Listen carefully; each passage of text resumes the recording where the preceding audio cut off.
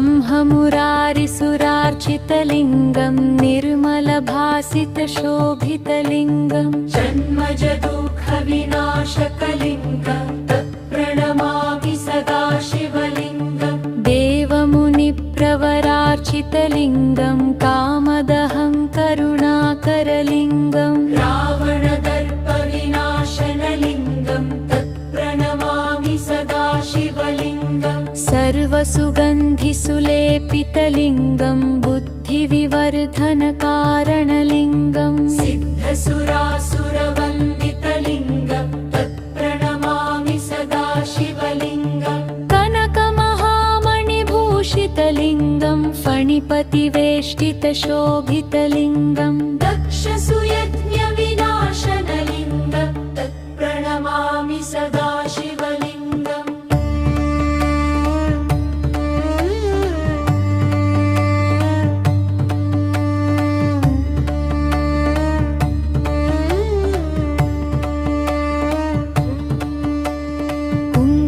चन्दनलेपितलिङ्गं पङ्कजहारसुशोभितलिङ्गं सञ्चितपापविनाशनलिङ्गं तत्प्रणमामि सदा शिवलिङ्गं देवगाणार्चितसेवितलिङ्गं भावैर्भक्तिभिरेव च लिङ्गं दिङ्करकोटिप्रभाकरलिङ्गं तत्प्रणमामि सदा शिवलिङ्गम् अष्टदलोपरिवेष्टितलिङ्गं सर्वसमुद्भवकारणलिङ्गं अष्टदरिद्रविनाशनलिङ्गं तत्प्रणमामि सदा शिवलिङ्गं सुरगुरुसुरवरपूजितलिङ्गं सुरवनपुष्पसदार्चितलिङ्गं परात्परं परमात्मकलिङ्गं तत्प्रणमामि सदा शिवलिङ्गम्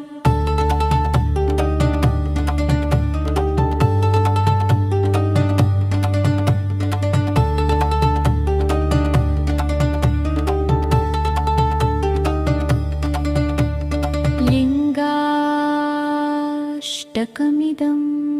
पुण्यं यः पठेत् शिवसन्निधौ